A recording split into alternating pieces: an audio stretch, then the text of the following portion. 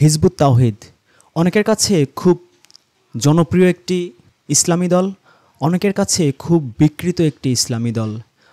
অনেকের কাছে এটা মুসলিমদের ঈমান আমল পুনরায় সঠিক করার চমৎকার একটি সংগঠন, অনেকের কাছে এরা ইহুদি খ্রিস্টান বা বিজাতীয়দের মোটা টাকায় পরিচালিত এমন একটি সংগঠন যাদের উদ্দেশ্যই হচ্ছে মুসলিমদের ঈমান আমল সব কিছু ধ্বংস করা। প্রকৃত ঘটনা কি?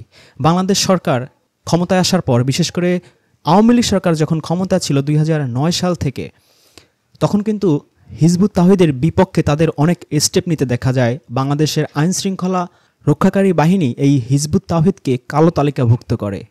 বাংলাদেশ ব্যাংক, সরকারি কর্মকর্তা থেকে শুরু করে সকল আর্থিক লেনদেনে সবাইকে সতর্ক থাকার নির্দেশনা জারি করে।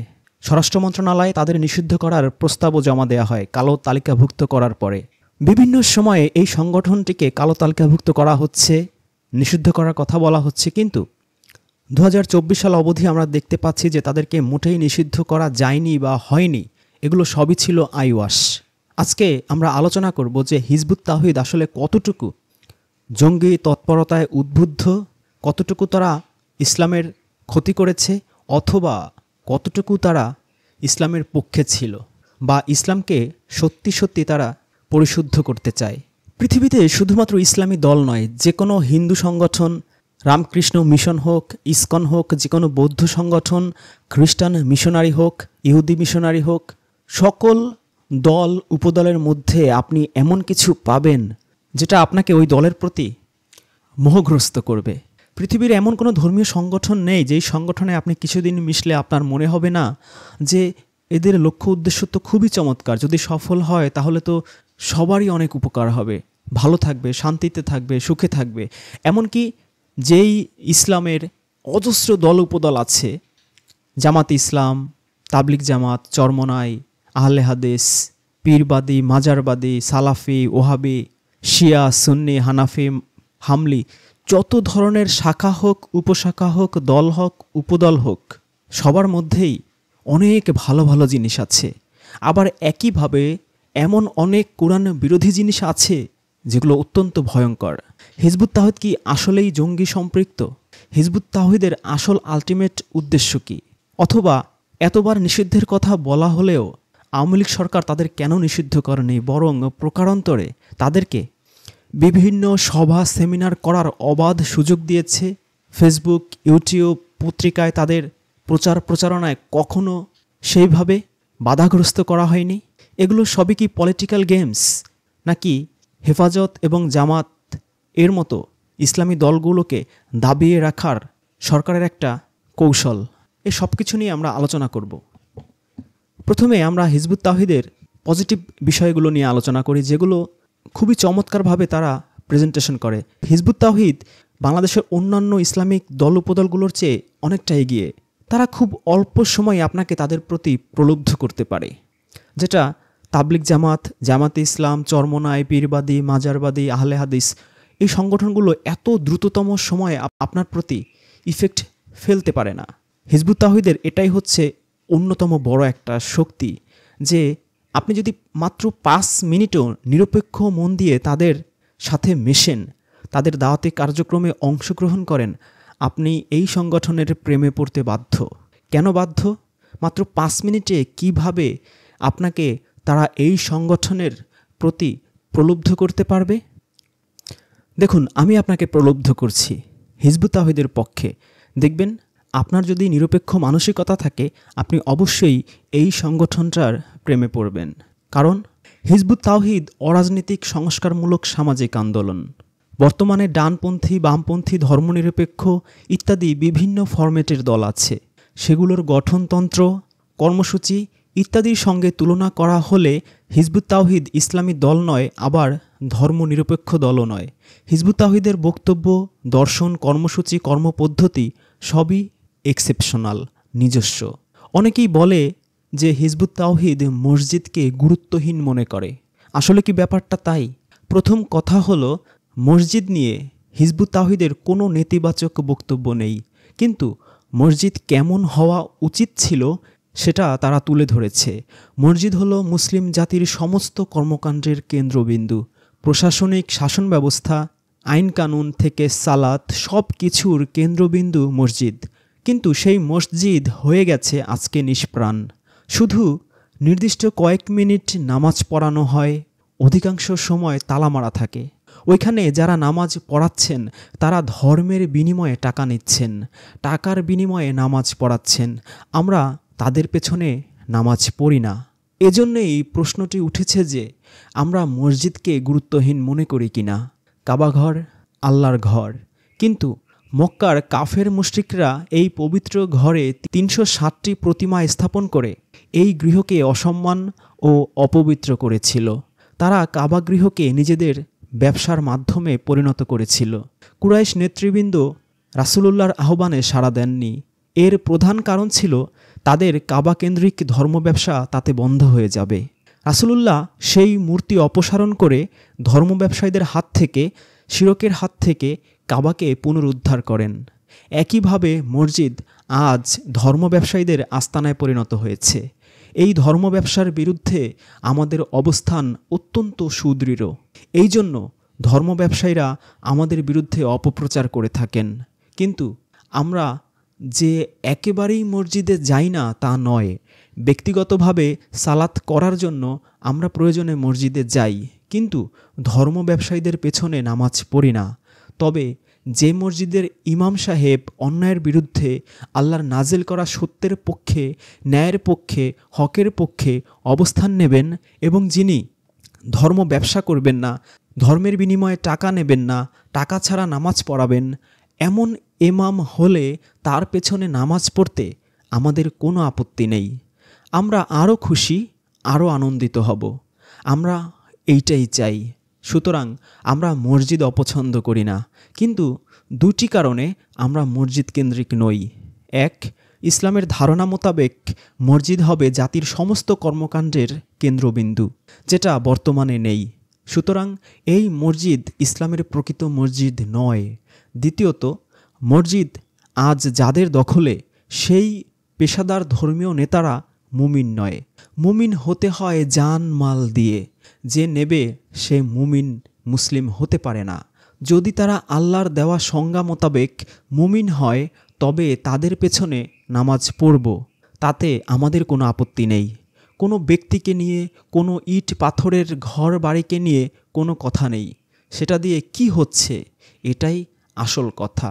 হিজবুত তাওহীদকে ইহুদিদের দালাল আখ্যা দেয়া হয় কেন? আমরা না পশ্চিমাদের পক্ষে বলছি, না আমরা আরবীয় ইসলামের কথা বলছি। আসলে আমরা মুসলমান জনগোষ্ঠীর ঈমানকে সঠিক পথে প্রবাহিত করার চেষ্টা করছি। তাদের ঈমান আমরা কি নষ্ট করব? তাদের ঈমান তো বহু আগেই নষ্ট করে দিয়েছে এই জাতির ধর্ম ব্যবসায়ী, আলেম মোল্লা শ্রেণী আর পশ্চিমা ষড়যন্ত্রমূলক দ্বিমুখী শিক্ষা ব্যবস্থা। ধর্ম ব্যবসায়ীরা তাদের ঈমানকে ছিনতাই করে নিয়ে নিজেরা টাকা কামাচ্ছে। কেউ রাজনীতির মাঠে ছক্কা মারতে চাইছে, কেউ জঙ্গি বানিয়ে আত্মঘাতী হতে উদ্বুদ্ধ করছে। সেখান থেকে ধর্মপ্রাণ মানুষের ঈমানকে উদ্ধার করতে চাইছি আমরা, এবং সেটাকে সঠিক পথে ব্যবহার করতে চাইছি, যেন সে দুনিয়াতেও লাভবান হয়, আখিরাতেও লাভবান হয়। ধর্ম যাদের প্রাণের মধ্যে তারাই ধর্মপ্রাণ। আজ মুসলমান জনগোষ্ঠীর কাছে ধর্ম বলতে নামাজ, রোজা, পূজা, ঈদ, মিলাদ, ওয়াজ, ধ্যান, জিকির, আজগার ইত্যাদি। ধর্ম কি এগুলো? মোটেই না। মানুষের প্রকৃত ধর্ম হচ্ছে মানবতা, মনুষ্যত্ব। এটি যার নেই সে ধার্মিক নয়। নামাজ রোজা যতই করুক না কেন, প্রতিটি ধর্মের এ উদ্দেশ্য মানুষের দুঃখ দুর্দশা, অন্যায় অবিচার, শ্রেণী বৈষম্য দূর করে একটা শান্তিময় সমাজ নির্মাণের পথনির্দেশ দান করা। মানবতা বাদ দিয়ে ধর্ম নেই। এটাই ধর্মের আত্মা। এই আত্মাকে বাদ দিলে ধর্ম মৃত। আজ আমরা পৃথিবীতে যে ধর্মগুলো দেখছি সব মৃত। উপাসনা সর্বস্ব। আমরা ধর্মের এই সঠিক রূপ আবার তুলে ধরছি, অথচ আমাদের বিরুদ্ধে অভিযোগ করা হয় আমরা মানুষের ঈমান নষ্ট করছি। কারণ আমাদের কথাগুলো ধর্ম সম্পর্কে প্রতিষ্ঠিত ভুল ধারণাগুলোকে চুরমার করে দেয়। এটা কি বলা হচ্ছে ধর্মীয় অনুভূতিতে আঘাত দেওয়া। এটা তো সব যুগেই হয়েছে। সকল নবী রাসূলই তার সমসাময়িক বিকৃত ধর্মের ধারক বাহকদের ধর্মীয় অনুভূতিতে আঘাত দিয়েছেন এবং তাদের দ্বারা নির্যাতিত হয়েছেন, বাধাগ্রস্ত হয়েছেন। ঈমান নষ্ট করে দেওয়ার অভিযোগ স্বয়ং আমাদের নবী মুহাম্মদ সাল্লাল্লাহু আলাইহি ওয়াসাল্লামের বিরুদ্ধেও উঠেছিল।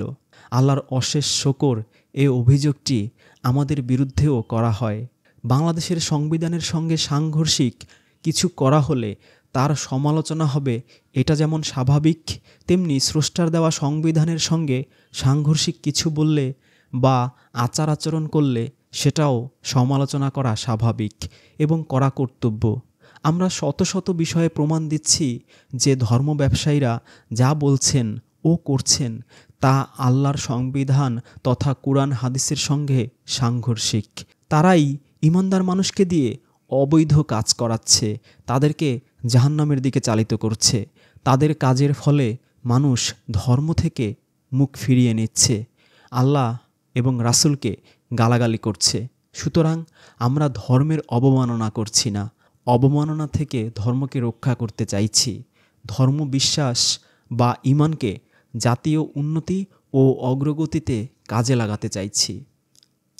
এই কথাগুলো শুনে কি আপনার মনে হচ্ছে যে কোনো নেগেটিভ বিষয় এর মধ্যে আছে? আসলেই নেই। প্রকৃতপক্ষে কুরআন যদি আপনি পড়েন, আপনি দেখবেন যে কোনো নবী, রাসূল, সাহাবী কেউই নামাজ পড়িয়ে, মিলাদ পড়িয়ে, ওয়াজ করে কখনো চারানা পয়সাও কারো কাছ থেকে নিত না। বরঞ্চ তাদের প্রয়োজনের অতিরিক্ত সকল অর্থই তারা মানুষের জন্য দান করে দিত। এই যে নবী, রাসূল, সাহাবীরা মানুষকে দ্বীনের প্রচার করতেন, ধর্মের প্রচার করতেন, এর বিনিময়ে টাকা না নিয়ে তারা সংসার কিভাবে চালাতেন? তাদের স্ত্রী, পুত্র, সন্তান সবাই কি না খেয়ে থাকতো? তারাও কি না খেয়ে থাকতেন? মোটেই না। তারা নিজেদের সংসার চালানোর জন্য কঠোর পরিশ্রম করতেন। কেউ রাখালের কাজ করতেন, কেউ গরু, ছাগল, ভেড়া এগুলো লালন পালন করতেন, কেউ কাঠ কাটতেন, কেউ মাঝিগিরি করতেন, কেউ জুতা সেলাই করতেন, কেউ কৃষিকাজ করতেন। কিন্তু ইতিহাসে এমন কোনো নবী, রাসূল, সাহাবী আপনি পাবেন না যারা ইমামতি করে, মাদ্রাসায় পড়িয়ে, ওয়াজ নসিহত করে চারানা পয়সা কারো কাছ থেকে নিত।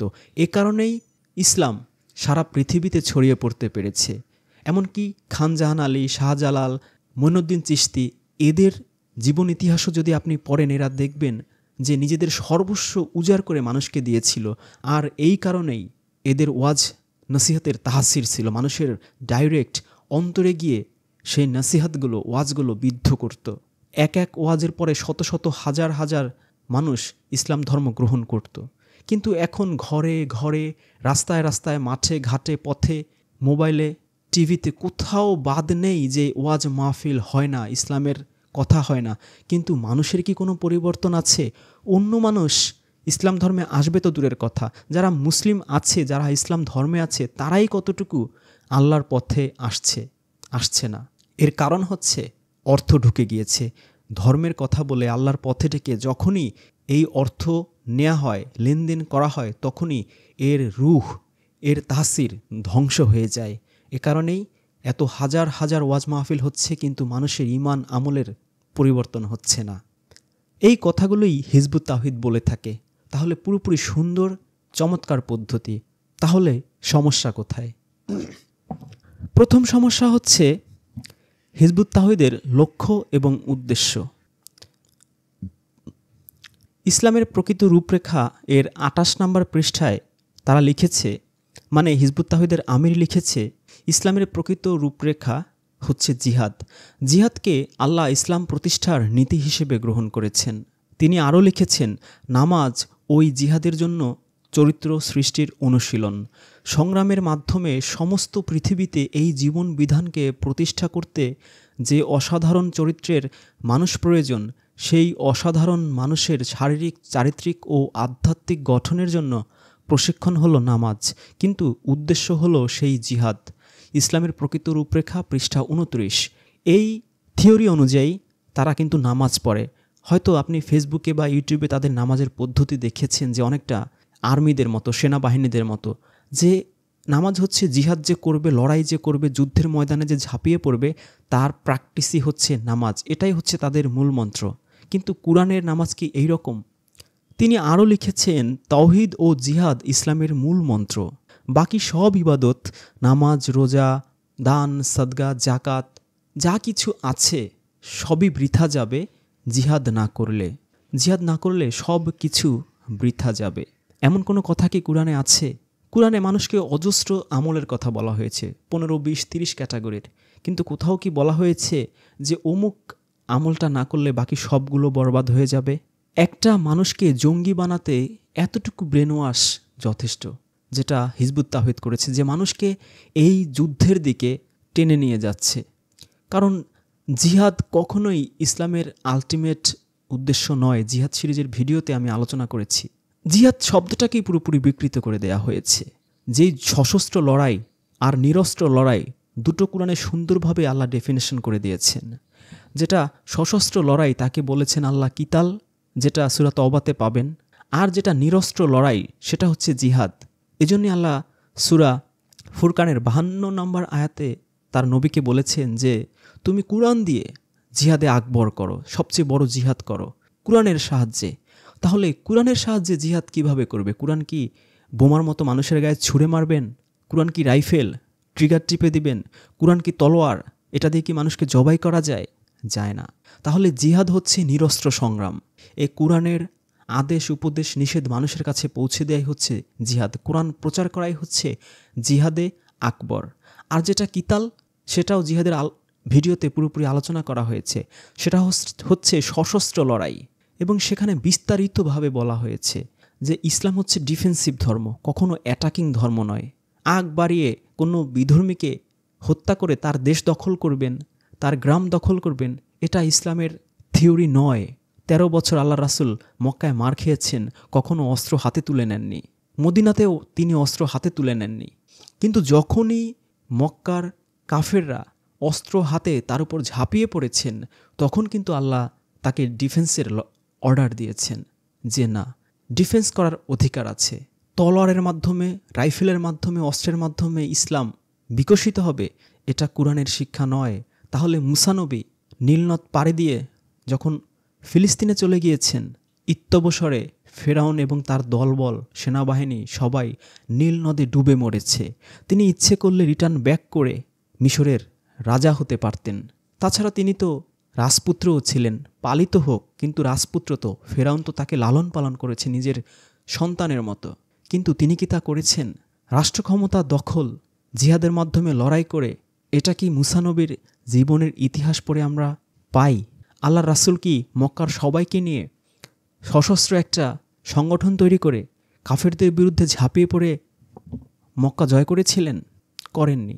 কিন্তু যখনই আপনি অন্যান্য সকল কিছুর চেয়ে হাতে অস্ত্র নিয়ে ইসলাম প্রতিষ্ঠা এই থিওরিতে আগাবেন, তখন অন্যান্য সকল ধর্মের মানুষই ইসলামকে ভয় পাবে, ইসলামের নাম শুনলে আতঙ্কিত হবে। এবং তারাও যদি একই পন্থা অবলম্বন করে, পৃথিবীর 300 কোটি খ্রিস্টান যদি বলে যে আমরা অস্ত্র নিয়ে সকল মুসলিম দেশ দখল করব। 1400 বছর আগে তো তোমাদের মুসলিম কোনো দেশও ছিল না। তোমাদের নবী আসার আগে, তোমাদের নবী আসার পরে তোমরা একে একে আশেপাশের দেশগুলো দখল করেছো। তো আমাদের ধর্মের শিক্ষা হচ্ছে যে সকল অখ্রিস্টানদের সাথে লড়াই করে সব জায়গায় যিশুর পতাকা ওড়ানো, ঈশ্বরের পতাকা ওড়ানো। এই থিওরিতে যদি তারা এগিয়ে আসে, তাহলে সারা পৃথিবীতে মহাযুদ্ধ শুরু হয়ে যাবে। একইভাবে যদি 130 কোটি হিন্দুও বলে যে সমগ্র পৃথিবীতে রাম রাজত্ব প্রতিষ্ঠা করতে হবে, রামের বাণী প্রচার করতে হবে, কৃষ্ণের বাণী প্রচার করতে হবে, যতক্ষণ পর্যন্ত সমগ্র পৃথিবীতে কৃষ্ণের পতাকা না উড়বে, রামের পতাকা না উড়বে, ততক্ষণ পর্যন্ত আমাদের জিহাদ, আমাদের লড়াই চালিয়ে যেতে হবে। এটা আমাদের রামায়ণে আছে, মহাভারতে আছে, বেদে আছে। একইভাবে যদি বৌদ্ধরা বলে, তাহলে পৃথিবীতে আর মানুষ থাকতে পারবে না। 2-4 বছরের মধ্যেই সমগ্র পৃথিবী নরকে পরিণত হবে। সমগ্র পৃথিবীতে গৃহযুদ্ধ, মহাযুদ্ধ এবং বিশ্বযুদ্ধ শুরু হয়ে যাবে। আমরা খুব ভালো করেই জানি, দাওয়াত, দরদ, ভালোবাসা দিয়ে সারা পৃথিবীতে ইসলাম ছড়িয়েছে। প্রত্যেক নবী, রাসূল, সাহাবী, তাবেঈ কোরআনের আলো নিয়ে পৃথিবীতে ছড়িয়ে পড়েছিলেন। উপমহাদেশে বহু সুফি, শাহজালাল, শাহপরাণ, খানজান আলী, মঈনুদ্দিন চিশতি, এই সুফিগণ ভালোবাসা ও দরদ দিয়ে ইসলাম প্রচার করে কোটি কোটি মুশরিকদের ইসলামের আলোয় আলোকিত করেছেন। যদিও বর্তমানে এদের কবর গুলোকে ব্যবসা প্রতিষ্ঠানে পরিণত করা হয়েছে, সেটা ভিন্ন প্রসঙ্গ। কিন্তু হিজবুত তাওহীদ এই কোরআনের আলোয় আলোকিত করার পদ্ধতি মানতে নারাজ। তাদের বইতে লেখা যে উম্মাকে আল্লাহর রাসূল হাতে তরবারি ধরিয়ে দিয়ে ঘর থেকে পৃথিবীতে বের করে দিয়েছিলেন, সুফিরা সেই উম্মতের হাত থেকে তরবারি কেড়ে নিয়ে তসবি ধরিয়ে দিয়ে পেছন টেনে ঘরে আর খানকায় বসিয়ে দিলেন। বর্তমানের বিকৃত সুফিবাদ বইয়ের ৩৭ নম্বর পৃষ্ঠায় হিজবুত তাওহীদের ইমাম এই কথা বলেছেন। কাজেই উম্মতে মুহাম্মাদের অর্থই হলো প্রচণ্ড গতিশীল, বিস্ফোরণমুখী ও দুর্ধর্ষ যোদ্ধা একটি জাতি। বর্তমানের বিকৃত সুফিবাদ বইয়ের ৪০ নম্বর পৃষ্ঠায় তিনি লিখেছেন। বাজিদ খান পন্নী আরও লেখেন, এই দিনের মর্মবাণী হলো জিহাদ কিতাল। বর্তমানের বিকৃত সুফিবাদের ৪১ নম্বর পৃষ্ঠায়। অবাক করার বিষয় হলো শান্তির দূত সকল নবী রাসূলকে তিনি যুদ্ধবাজ নবী হিসেবে আখ্যায়িত করে গেছেন, বিশেষ করে রাসূল মুহাম্মদকে। এজন্য তিনি একটা আলাদা অধ্যায় রচনা করেছেন, সেখানে শিরোনাম দিয়েছেন আল্লাহর রাসূল ছিলেন যোদ্ধা নবী। বর্তমানের বিকৃত সুফিবাদ বইয়ের ৫৫ নম্বর পৃষ্ঠায়। হিজবুত তাওহীদের নেতা আরও লেখেন, কোরআনের স্বয়ং আল্লাহ যে তার নবীকে সশস্ত্র সংগ্রামের মাধ্যমে সমস্ত পৃথিবীতে এই জীবন ব্যবস্থা দিনকে প্রতিষ্ঠা করার আদেশ দিয়েছেন। ৫৫ পৃষ্ঠায় তিনি লিখেছেন। বলাই বাহুল্য, হিজবুত তাওহীদ তার এই মন গড়া কথা প্রমাণ করতে কোরআনের ৩টা সূরার ৩টা আয়াত লিখেছেন। সূরা ফাতিহা ২৮, সূরা তওবা ৩৩, সূরা আস-সাফ ৯।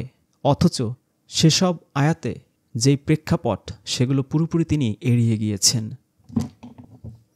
এর পরের বিষয় হচ্ছে হিজবুত তাওহীদের প্রতিষ্ঠাতা হচ্ছেন মোহাম্মদ বায়েজিদ খান পন্নী।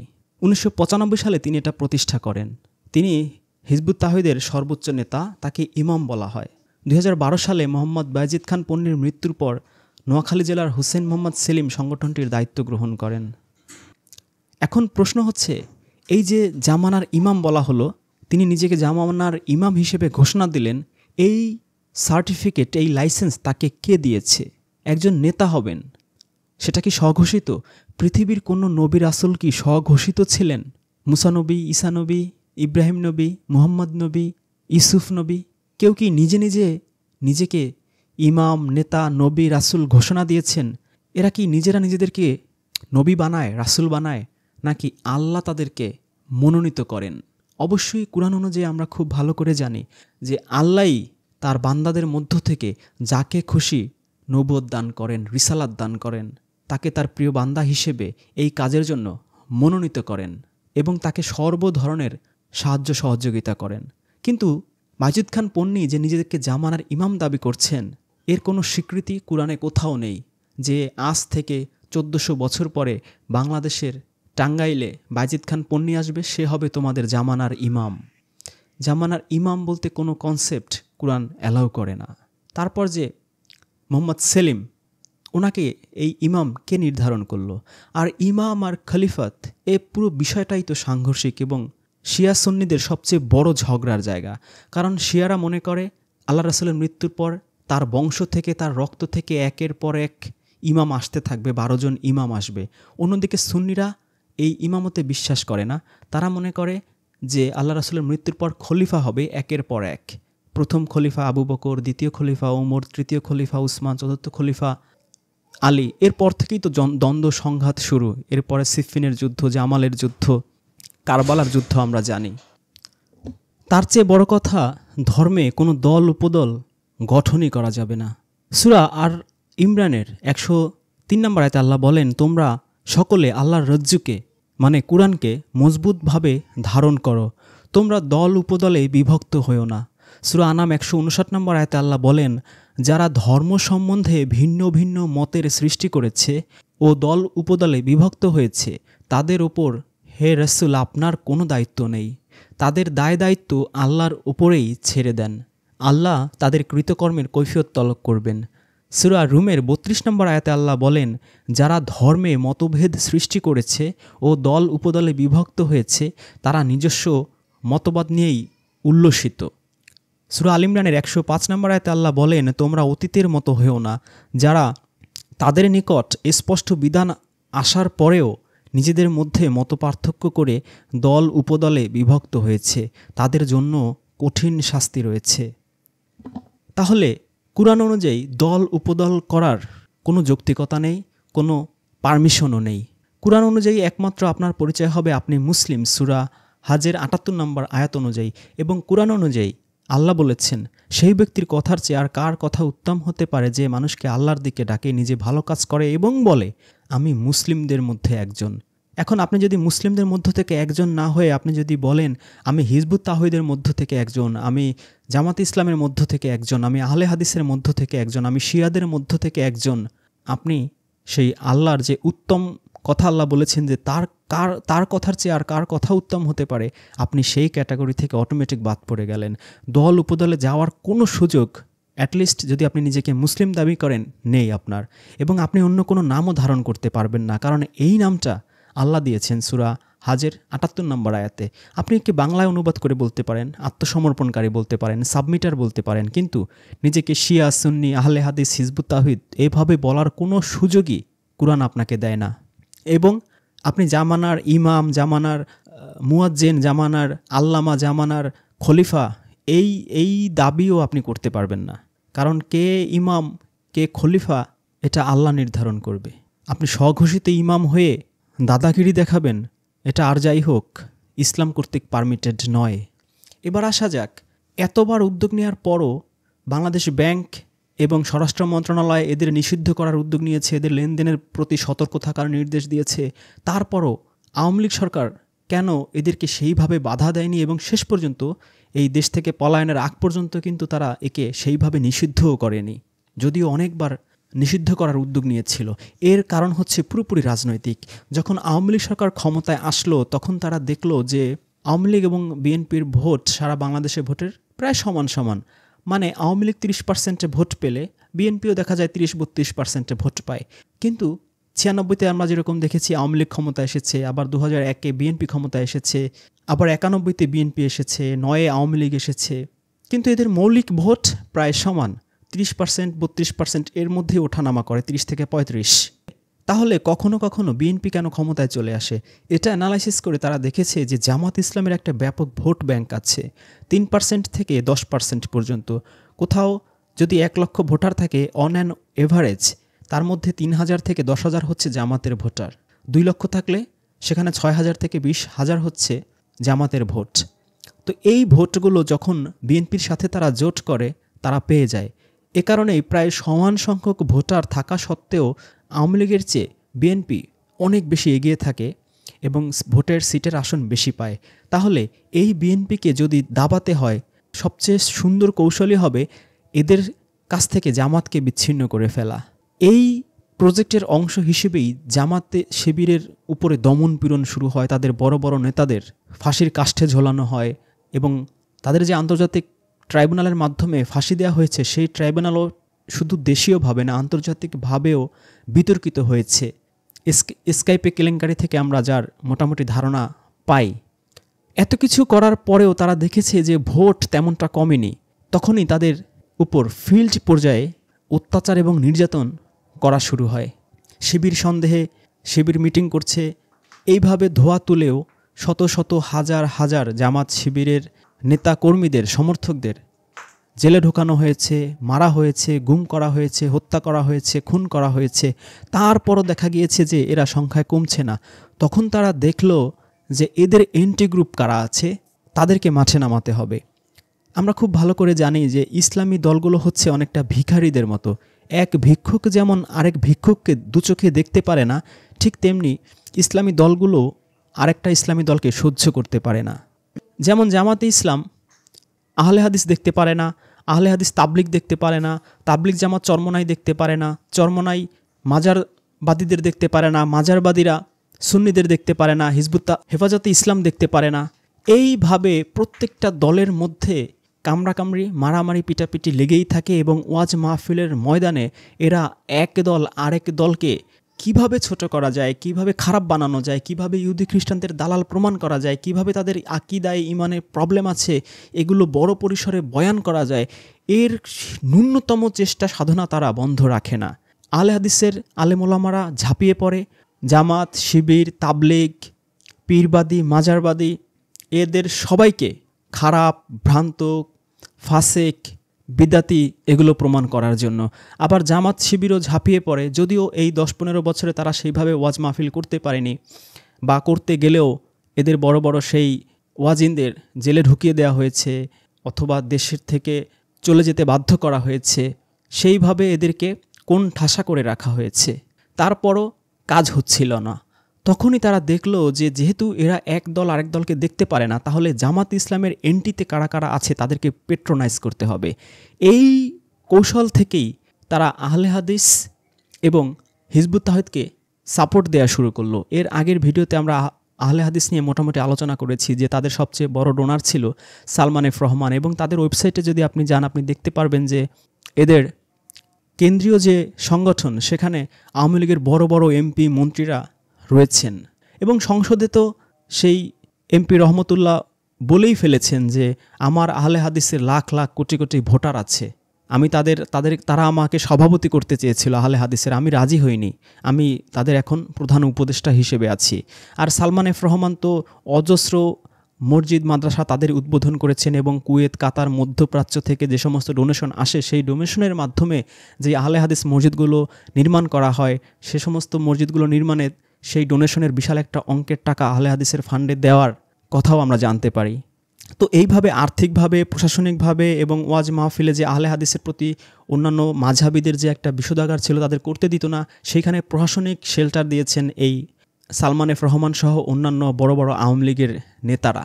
একই কাজ করা হয়েছে হিজবুত তাওহীদের সাথে, যদিও আওয়ামী লীগ সরকার 2009-এর পরে ক্ষমতায় এসে এদেরকে কালো তালিকাভুক্ত করেছেন, জঙ্গি তৎপরতায় সংশ্লিষ্টতা পেয়েছেন, বহুবার উদ্যোগ নিয়েছেন, কিন্তু ওই একমাত্র জামাতকে, শিবিরকে ঠেকানোর জন্যই এদেরকে আবার সাপোর্ট দিয়ে গিয়েছেন, যেহেতু এরা জামাত শিবির বিরোধী সেহেতু এদেরকে শেল্টার দেয়া হোক। এ কারণে তাদেরকে 2024 সাল পর্যন্ত বন্ধ করা হয়নি এই হিজবুত তাওহীদকে, যেমনটা বন্ধ করা হয়নি আহলে হাদিসকে, একইভাবে বন্ধ করা হয়নি হিজবুত তাওহীদকে। একমাত্র উদ্দেশ্য ছিল জামাত শিবিরকে দাবিয়ে রাখা। এ কারণে আমরা দেখি যে এরা বিশাল বিশাল অডিটোরিয়াম ভাড়া নিয়ে তাদের প্রোগ্রামগুলো করছে, প্রেস ক্লাব ভাড়া নিয়ে প্রোগ্রামগুলো করছে, টিভিতে, মোবাইলে, ফেসবুকে, ইউটিউবে অবাধে তারা তাদের ধর্মীয়, দলগত, আকিদাগত, তাদের নীতি, লক্ষ্য, উদ্দেশ্য, বিভিন্ন প্রচারণা তারা নির্দ্বিধায় চালিয়ে যেতে পেরেছে। এটা একমাত্র হয়েছে আওয়ামী লীগের সুদৃষ্টির কারণে। আর আওয়ামী লীগ যে হিজবুত তাওহীদ অথবা আহলে হাদিসকে খুব বেশি ভালোবাসে এই কারণে শেল্টার দিয়েছে, প্রশাসনিক সুবিধা দিয়েছে, আর্থিক সুবিধা দিয়েছে, মোটেই তা নয়। এটা যতটা না ভালোবাসা থেকে, আশীর্বাদ থেকে, তার চেয়ে বেশি ছিল রাজনৈতিক কৌশলগত কারণে জামাত শিবিরকে ঠেকানোর ক্ষেত্রে। এবং 2013 সালের পর থেকে আওয়ামী লীগের সামনে শুধুমাত্র জামাত শিবিরই একটা বড় প্রতিপক্ষ হয়ে দাঁড়ায়নি। হিজবুত তাওহীদ, হেফাজতে ইসলামের যেই 5 যে ম্যাসাকার হয়েছে, এই ম্যাসাকারের পরে দমন করা এদের অন্যতম একটা এজেন্ডা ছিল। এই হেফাজতে ইসলামকে দমন করার জন্যই তারা এই হিজবুত তাওহীদকে কৌশলগত শেল্টার দিয়েছে, যেহেতু হিজবুত তাওহীদ এই হেফাজতে ইসলাম হোক, জামাতে ইসলাম হোক, এদের বিরোধী পার্টি, বিরোধী দল, সেহেতু এদেরকে শেল্টার দেয়া যায়। এই কারণে তাদেরকে আশীর্বাদগুলো করা হয়েছে। এটা পুরোপুরি ছিল রাজনৈতিক কৌশল। এখানে মোটেই আওয়ামী লীগ আহলে হাদিসকে ভালোবাসে অথবা হিজবুত তাওহীদকে ভালোবাসে এর বিন্দুমাত্র সত্যতা নেই, ভালোবাসার ছিটে ফোঁটাও নেই। এটা পুরোপুরি হচ্ছে জামাত ঠেকাও, হেফাজতে ইসলাম ঠেকাও, সেই রাজনীতির কৌশল। আমরা এখন কি করব? আমরা জামাত ইসলামে যাই, আহলে হাদিসে যাই, তাবলিগে যাই, হিজবুত তাওহীদে যাই, যেখানেই যাই না কেন আমরা প্রত্যেকটা দলের মধ্যে অনেক ভালো ভালো জিনিস পাবো, যার প্রায় 70, কারো 70% কোরআনের সাথে মিলে যাবে, কারো 80%, কারো 60%। এটা পাবোই। ভালো জিনিস খুঁজতে গেলে আমরা অবশ্যই ভালো জিনিস পাবো, কিন্তু আমাদের দেখতে হবে যে শতভাগ কারা আছে। যদি কেউ থেকে থাকে তাদের আমরা অনুসরণ করতে পারি, কিন্তু কখনোই সেই দলে ঢুকে নতুন দল হিসেবে আবির্ভূত হওয়া যাবে না। এটা কুরআন বিরোধী। মুসলিম ছাড়া অন্য কোনো পরিচয় দেওয়া যাবে না। আপনার একমাত্র পরিচয় হতে হবে আপনি মুসলিম। আর রাষ্ট্র ক্ষমতায় কে আসবে না আসবে এটা নিয়ে এর আগের ভিডিওতে আলোচনা করেছি। সংক্ষেপে সূরা আল ইমরানের 26 নম্বর আয়াত, সেটা পড়লে আপনি বুঝবেন যে রাষ্ট্র ক্ষমতায় কখনো গণতান্ত্রিকভাবে, কখনো ওয়াজ মাহফিল করে, কখনো যুদ্ধ করেও আপনি পারবেন না। এমন না যে আপনি সবাই মিলে যুদ্ধ করে মোদিকে সরিয়ে দিয়ে সেই গাজওয়াতুল হিন্দ করে ভারতের রাষ্ট্র ক্ষমতা দখল করতে পারবেন, সেটাও পারবেন না। কিন্তু আবার যখন আল্লাহ চাইবে, চোখের পলকে ফেরানোর মতো মোদি সাগরে ডুবে মরবে, নয়তো হার্ট অ্যাটাক করে মরবে। মানে কোনো না কোনোভাবে আল্লাহ ঠিকই সরিয়ে দেবে। এটা আল্লাহরই ইচ্ছা। আল্লাহ যাকে খুশি রাজত্ব দান করে, যাকে খুশি রাজত্ব কেড়ে নেয়। সুতরাং রাজত্বের প্রতি আমাদের আলটিমেট টার্গেট, এই যে হিজবুত তাওহীদের যে মূল মোটো, যে জিহাদের মাধ্যমে ইসলাম প্রতিষ্ঠা, এটা কখনোই কুরআন সমর্থন করে না। এটা আলটিমেট টার্গেট নয়। কুরআনের আলটিমেট টার্গেট হচ্ছে দয়া, ভালোবাসা, মমতা দিয়ে কুরআন প্রচার করা, দানের মাধ্যমে গরিব অসহায় মানুষের পাশে দাঁড়ানো, ইনসাফ প্রতিষ্ঠায় সর্বোচ্চ চেষ্টা সাধনা করা, মুত্তাকি হওয়ার লড়াইয়ে নিজের জীবন উৎসর্গ করা। এভাবে যখন আপনার পরিবার, আপনার সমাজ কোরআনের আলোয় আলোকিত হবে, অটোমেটিক আপনি দেখবেন যে আপনার এলাকার চেয়ারম্যান নির্বাচিত হয়েছেন মুত্তাকি একজন মানুষ, আপনার এলাকার মেম্বার নির্বাচিত হয়েছেন, এমপি নির্বাচিত হয়েছেন, এমপি মন্ত্রী সবই দেখবেন যে এরকম মুত্তাকি আল্লাহওয়ালা মানুষরাই হয়ে গিয়েছেন। মহান আল্লাহ আমাদেরকে কোরআনের আলোয় আলোকিত হওয়ার তৌফিক দান করুক, মুত্তাকি হওয়ার চেষ্টা সাধনায় রত হওয়ার তৌফিক দান করুক। আলহামদুলিল্লাহি রাব্বিল আলামিন।